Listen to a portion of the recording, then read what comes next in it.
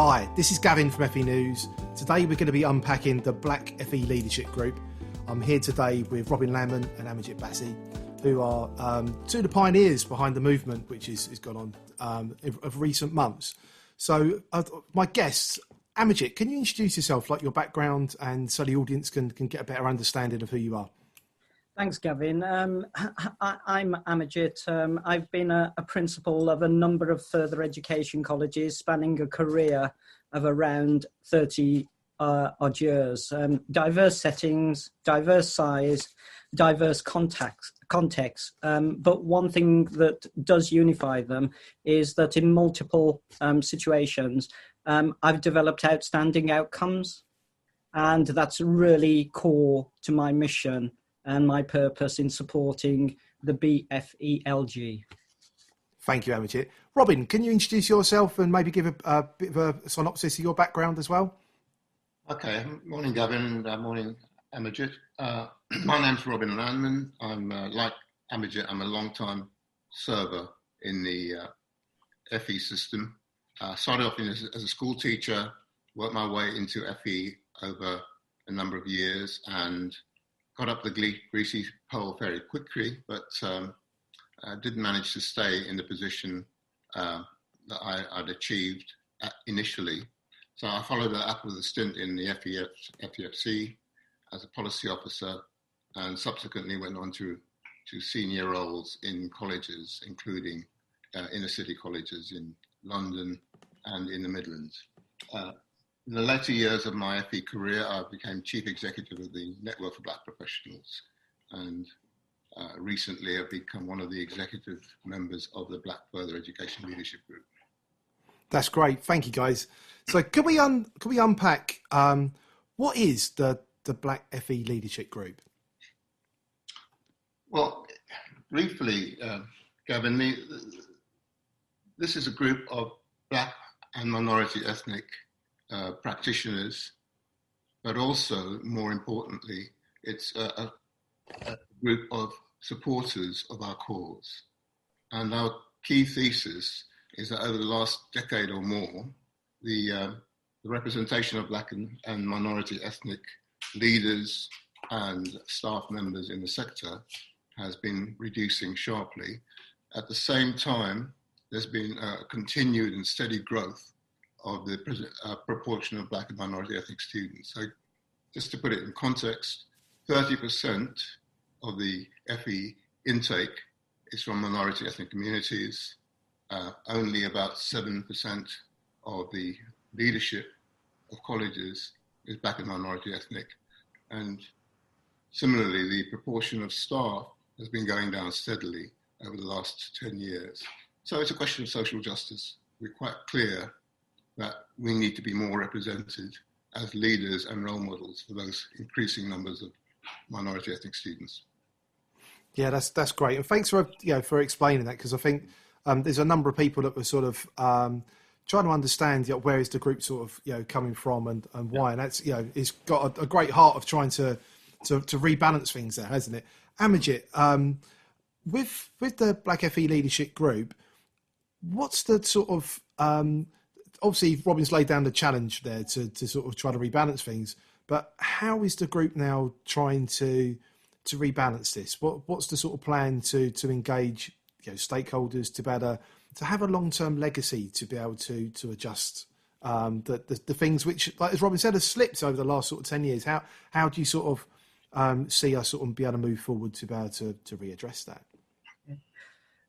In a nutshell, Gavin, we are for a more inclusive, representative and successful further education system where everyone wins: students, staff and communities.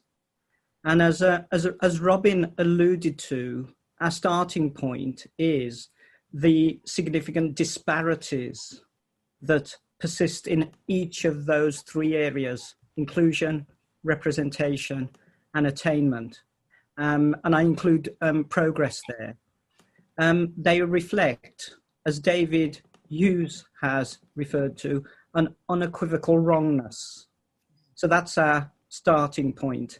And just to build on Robin's context, if you take the fact that a third of the student base in FE are from Black and minority ethnic groups, what isn't as clear or apparent is real significant disparities in their experiences and their success attainment. So Black Caribbean students persistently are underperforming their peers, and there's a run through from the school system there. You've got a very low percentage of participation amongst Black and minority students in apprenticeships, despite it being the signature policy for the government for the past 5 years, and obviously signposted this week going forward. And there's also a real issue with progression into higher education. So a recent report at Higher Education identifies that achievement of first honours degrees and progression to high quality jobs are stunted amongst Black and minority ethnic communities. So the facts really do speak for themselves. So it's about inclusion, it's about representation, it's very much about students, staff, and communities winning. And that's fantastic. And it's this sort of, how do we, as a sector, address the challenge with learners, and B, the challenge with staff? So not just leaders, but all practitioners. So like delivery staff, some lecturers, tutors, trainers, assessors, the whole quality set. And then when it goes into the more middle management and into the more leadership roles, how can we as a sector start to address these challenges? If I could start and then invite Robin to append, we believe in a more inclusive curriculum. We believe in new pedagogical practices, in essence, a more inclusive form and inspirational teaching and learning experiences that recognise the contribution of different communities. And that does mean reviewing the curriculum and the qualification system.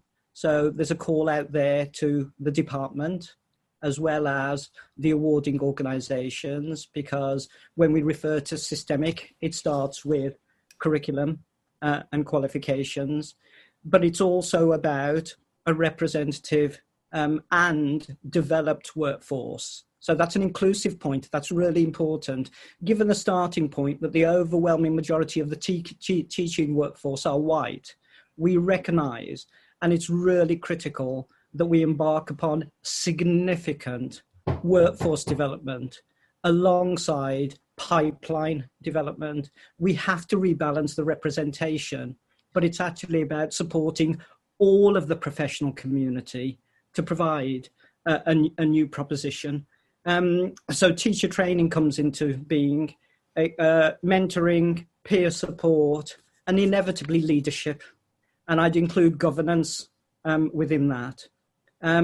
We do advocate targets at sectoral level, at institutional level, and at learner level as well, and a forensic measurement of progress. And I'm sure Robin will talk about the sparsity of data at this moment in time, but it involves every college and a sector organisation stepping up to the plate. It means self-evaluation and self-improvement, and it also includes celebration of good news stories, because there are good news stories. There's some cracking practice, and there's some really bold leadership amongst our Black and white leaders who are willing to come and work in an environment which is open and honest and solutions focused. Yeah, no, thank you, Amarjit. Robin, anything you want to add? Particularly, I think that was interesting what Amarjit was saying about data and the sparsity of it. I'll come to the data in a second, but I think it's important to stress the way that we've approached this, because we haven't just been complaining about the absence of representation. We took a decision to put out a fairly forthright, open letter to key stakeholders throughout the sector, including the Prime Minister and Secretary of State for Education. And in that, we set out the nature of the challenge, but we also set out a clear statement that we are about partnership working. So part of the impetus behind our organisation, which was actually in its formation before the Black Lives Matter phenomenon hit, but it would be asinine for us to pretend that didn't give us a real boost, because it's pricked the conscience of everybody globally about this pervading issue of racism. And one of the things that's important about our open letter is that it contains a 10-point plan, a set of solutions which have been welcomed universally by the stakeholder groups that we've been talking to, by the Department for Education, and by practitioners. It's a really important point. Some principals are already implementing the 10-point plan in their institutions. But the data issue is critical, because although it's been anecdotally acknowledged that there's a problem, because the system has not been collecting data systematically for the last 10 years or more, we don't know the full scale of the challenge for staff. We do for students because that's been measured, but not for staff. And that's why it's important. And we're very pleased about the response we've got from Gillian Keegan to our open letter. It puts data capture front and centre, and the fact that we're moving back to a mandatory data collection process is really something that we welcome. And just to sort of explain it to the audience, really, what data in particular are you looking to sort of collect from the sector, particularly for staff? Well, we need to know how many people there are. We need to know what levels they're at. So, for example, the issue of governance. Governors are responsible for appointing the leadership of colleges. So they set the tone for the organisation, and they are clearly instrumental in the culture of that organisation. So unless we get governance right, then we will not crack the problem. And at the moment, there's a degree of tokenism about governor appointments. You tend to get Black and minority ethnic governors heavily represented in staff governors and student governors, and then the one or two sprinkling junior governors who don't really have much influence on the culture or on the strategy of governing bodies. So it's important that we actually change that fundamentally, so that more senior governors, chairs of committees and so on, are from minority ethnic communities. The key thing, Gavin, is it's unacceptable to have very large college groups in conurbations like London, Birmingham, Manchester, with an all-white governing body, an all-white leadership group, and yet 80% of their students from Black and minority ethnic communities. It's unacceptable. Yeah, 100%. So the Black FE Leadership Group was launched several months ago now. But to put it into context, this has been in the middle of a global pandemic. And obviously that has been a big challenge for anyone to be able to do anything. So how has the group so far engaged the sector? What's been the early impacts? Because I know it's been significant, particularly around the 10-point plan, but also Robin mentioned Gillian Keegan, who is the Minister for Apprenticeship and Skills. And I know that she's very recently been in touch to sort of address some of the challenges that you've laid down. So sort of what's this sort of short to medium term response from the sector, and how does it move forward from there? As Robin alluded to, this group was preconceived before the era of lockdown. So effectively, we've had to be part of the new gig economy. in the context of actually how we work together. So our first intention was physically to meet in February, but all of that went out of the window. So we're sort of new tech innovators now, like everyone of us. So our first meeting took place in July, and the first commitment there was to put a narrative out to the sector based on all the things that Robin outlined so effectively there. And you will note that the initial response was really, really rapid, and we got approaching 50 signatures very, very quickly. That's grown to approaching 200 now. And not only that, we've had engagement, widespread engagement from sector agencies, from further education institutions, AELP, World Skills, and others. And as Robin's alluded to, there's universal acknowledgement of the challenge that we've identified. We've been really pleasantly surprised how solutions focus people have been. And there's an appetite to work together, to learn and understand. It's not all straight line. There's an element of challenge, which we don't apologize for. But the tool of the 10-point plan has been really, really significant.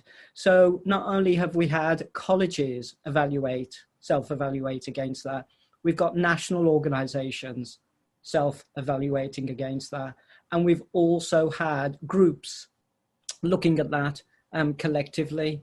So we think we have a toolkit which is going to accelerate people's thinking. And the one common unifying request from the sector is, so what does outstanding anti-racism practice, and therefore what does an outstanding anti-racist FE system look like? And that's where we believe we've got a very unique contribution to make. Yeah, very much. That leads my next sort of question, but I want to pause my thoughts to what is the response that's come back from Gillian. So Gillian Keegan, I think seems really great minister, actually, to be honest. And how has she come back, and what is she sort of looking longer term to start to address? Robin, maybe you could unpack what Gillian's initial thoughts were and her response to the challenge that you guys laid down to the whole sector, really. To quote from her letter, Gavin, she says that she wants to work with us to eliminate racism and address racial inequalities, pardon me, in our further education system, which is a great start to her response. One of the things that she made clear, she recognises us as the representative voice of Black and minority ethnic staff, and through us also speaking for the communities that our students come from. And she's also made other undertakings, which we welcome. She's confirmed the allocation of considerable amounts of money to provide access to high quality apprenticeships and T-levels. But and that's a positive, obviously. But we remain concerned that although there's this clear injection of money, it doesn't change some of the fundamental issues which have been obstacles in the past. For example, as Amarjit has already said, Black and minority ethnic learners find it much harder to access apprenticeships. And that could be a gatekeeper issue in colleges. It's more likely to be a gatekeeper issue amongst employers. So we need a mechanism for challenging that, for example. She's also accepted our contention that there needs to be a fundamental review of the curriculum so that Black role models and Black curriculum content is increased so that students can see themselves reflected in the materials that are used to teach them, and they also see people who look like them in proportion in front of them. Because in terms of accessing the now very problematic employment market, they're going to be the ones at the sharp end. Young people have had a raw deal from this COVID crisis. And when the unemployment figures start rising soon, they will be the ones who suffer hardest. So we need to make clear and take the necessary steps to give them every chance to succeed. And that applies to white learners as well. Yeah.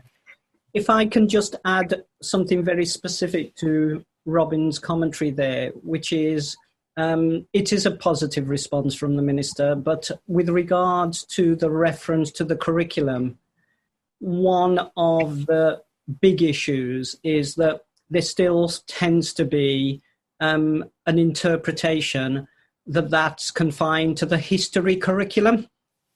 And that's not what we're talking about. We're talking about all the curriculum, from the arts, from the technologies, to the science, to all levels, reflecting Black contribution, Black ideas, Black solutions, successes. You can weave in different forms of construction from a global perspective.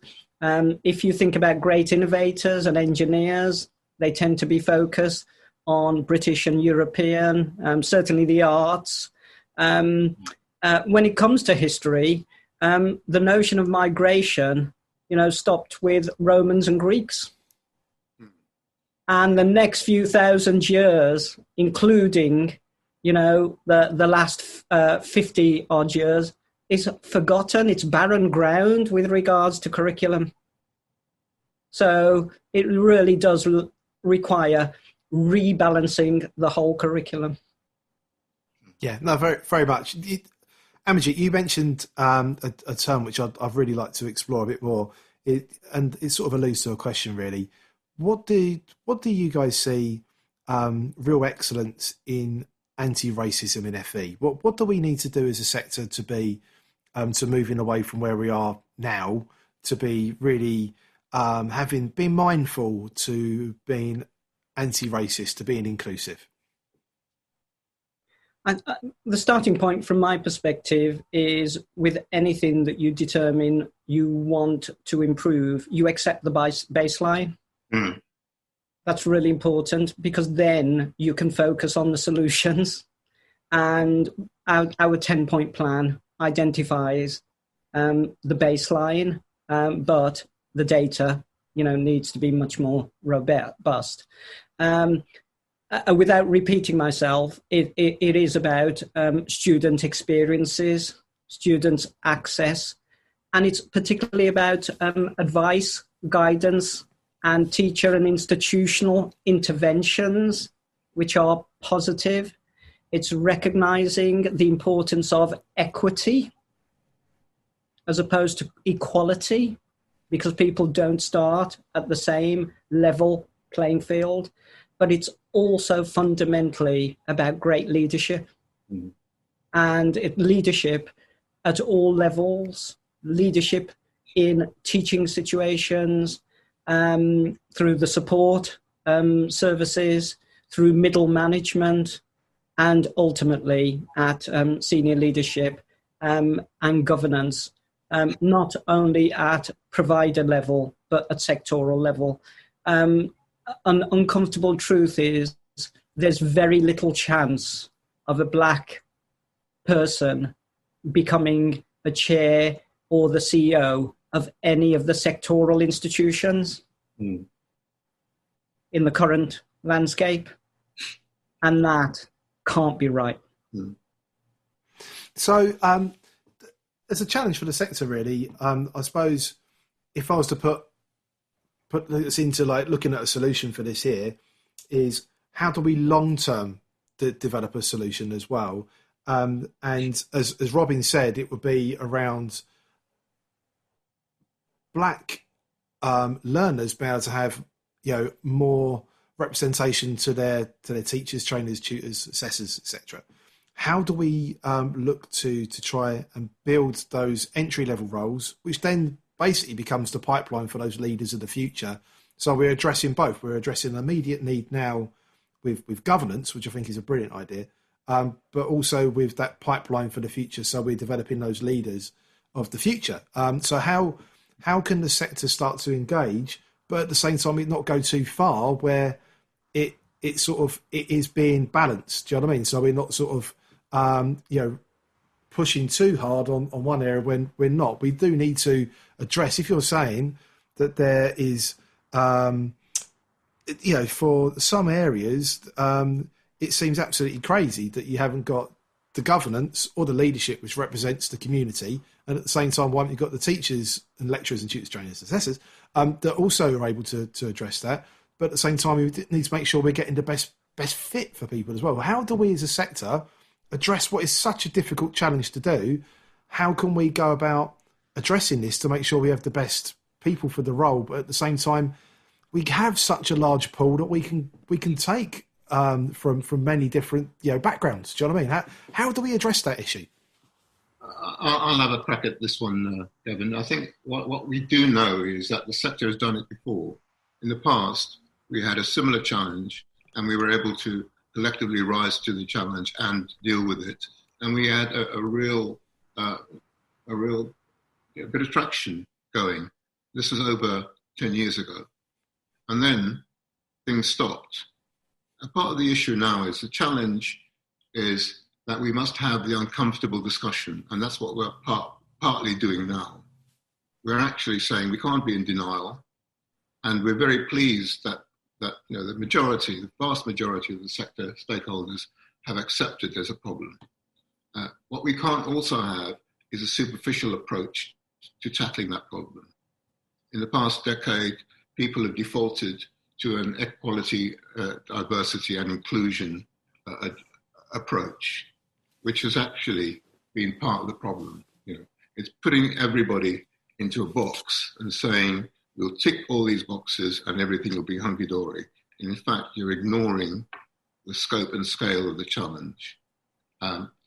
So we need to have that debate. We need to have a set of solutions, and we need to address some of the key issues.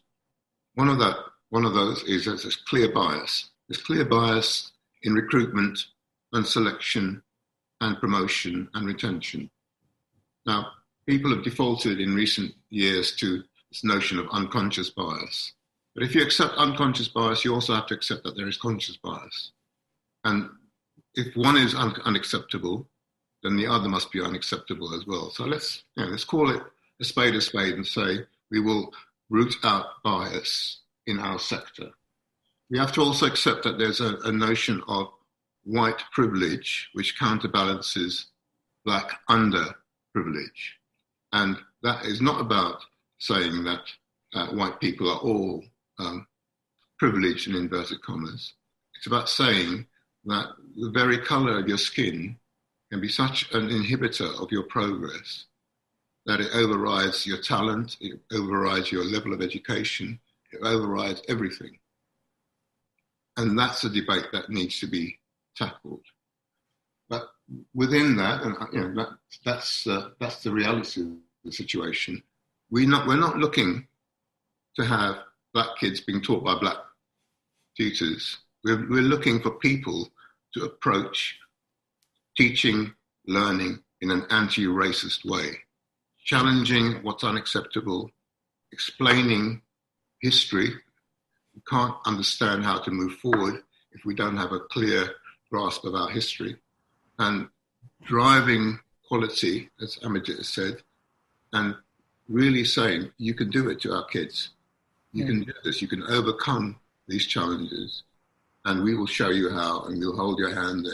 And once you get to where you want to go to, we'll help you find a rewarding career. Gavin, can I just build on that from a very personal lived experience perspective? I think we've lost the era of consciousness.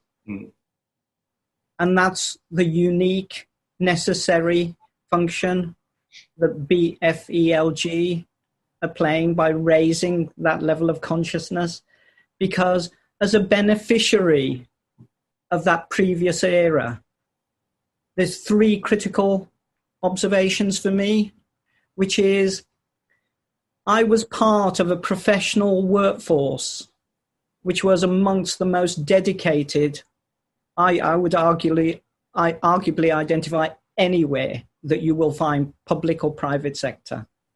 So you raise consciousness, people will engage and they will try to do their best. I really do believe that, and that's inclusive.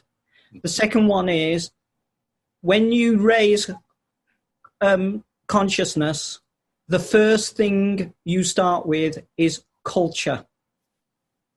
It's not about a numbers game. It's not about quotas. It's not about preferential treatment. It's about a change in culture. And the best organizations, and I've worked in a number of outstanding organizations, lead that change on cultural transformation. And the third one, which is absolutely fundamental to me, the first three interventions that led to progressions in my career, what I call the metaphorical hand on the shoulder, came from white leaders who made positive interventions on the basis of potential, basis of providing people with an opportunity to present themselves in best fit, but also advocacy, which was really strong. I won't go through the detail, but the third one was a result of the Black Leadership Programme, as a sadly passed away former leader from the North who met me on the M62 services, right? He bent over backwards to cross the Yorkshire border to Lancashire, where I was working in Oldham, and actually said, you can move into, higher circles. So, you've got a really dedicated workforce, focus on culture, and we've got to create a systemic hand on the shoulder, because like me, there are many, many Black professionals who don't even have the aspiration or don't believe they can elevate there as well. So it's not about workshops and schemes, it's proactive interventions. Can I ask a question which probably a lot of people would be thinking, and it's one of the ones where it's always a difficult one to ask, really. I'm a white middle-aged guy, and I'm really keen to be able to help the Black FE Leadership Group. There are many other people that are going to be like me. How can people that don't come from a BAME background, that are, white, middle-aged, male or female, whatever, how can they help the Black FE Leadership Group? Because I think it's one of those questions that people just don't think they know how to ask. So how can they help? How can they help, really step forward and be able to help the entire sector united come together to be able to address diversity, to be able to actually not just put it into a badge, like Robin has said, to be able to be bundled in with everything else, but to actually be very conscious looking at how can the FE sector become anti-racist, to be able to actually then help with learners, to help with initial recruits of staff that are going to be leaders of the future. How can we help with those hands on the shoulder that help from like that entry level teaching staff to being the college principal of the future? How can we help those people be encouraged to be able to cross over the Yorkshire and Lancashire border to be able to then reach someone else and say, look, I've got faith in you, you can do this. How can everyone in the sector get behind the Black FE Leadership Group? What do they need to do? Can I just name names, Amarjit? That was Reg Chapman you were talking about. Absolutely spot on. There are lots of Reg Chapmans in the FE sector still. 27% of college principals have signed our open letter. That's a phenomenal proportion, as you said, Gavin, in lockdown. And one of the things we have in common with the Black Lives Matter movement is that we understand we can't do this alone. As David Hughes said very clearly, this is not on black leaders only, it's on all of us. And that is the only way we can make progress on this. We are an organisation which lives by partnership working. One of the things that's clear is that there are large numbers of committed white staff who understand the social injustice. That's quite evident. Not all of them know what to do about it because they don't feel they have the skills, they feel uncertain, and obviously FE leaders are under huge pressure just to keep the books balanced. So we have to acknowledge that. So that's part of the reason why we have a 10-point plan. This is a toolkit that you can develop and use, make it fit for your own organisation in your own context. And we are there to help you. We will help you directly. We'll help you by signposting the people who can help you better than we can. We can critique some of the things you're doing and make suggestions. But one thing is clear, we will not make progress on this agenda item unless we're all working together. Yeah. And Gavin, my personal direct advice to you is you're slightly behind the wave. You really need further, to engage, because we've got professors of eminent Russell Group universities presenting research capacity. We've had a discussion with a white chair of a college who is an outstanding HR professional, talking about what does an anti-racist recruitment process look like. And we've also had some very, very confidential discussions with principals of white principals of large colleges saying, me as a leader, I really want to step up to this plate. Where do I start? So, there's lots and lots of engagement happening in different shapes or forms, and which really leads me to the point that the intellectual capacity of the group is pretty awesome. Gosh, I'm learning more now than I probably have, in the last maybe 5 years of leadership in a further education institution. And that's because of the professional and intellectual community that represents this. So it's not simply a movement. It's really important. Personally, I'm not interested in protest. I'm not interested, in campaigning and so on. I'm about positive, sustainable change which touches the lives and the futures of our students and our staff and our communities. That's fantastic. And I think for a sector, so often we can get bogged down and forget that as a sector, further education makes impactful change to individuals, to employers, to families, to communities. And in our essence, the whole area of FE is around instilling positive change through education. And we can do that to our learners and to our communities. And now this really shines a positive light of solutions to be able to help the whole sector be able to come together to make fundamental change and to actually shine a positive light on, we need to be thinking about this. And Robin and Amarjit, I wanted to say thank you for your time today. I'd love to invite you back for future podcasts to see how this is progressing, because, from your first meeting in July to this now being in October, we've had huge amount of progress. What will the next 6 months bring? What will the next several months bring when you've able to meet more and more and more people across the sector? And I think it would be really interesting to see, because data takes time. So once data has been in play, it'll be really cool to see what's happened in a couple of years as to what's happened with governance, what's happened with leaders, what's happened with delivery staff and practitioners coming into the sector, and how that's positively impacted learners.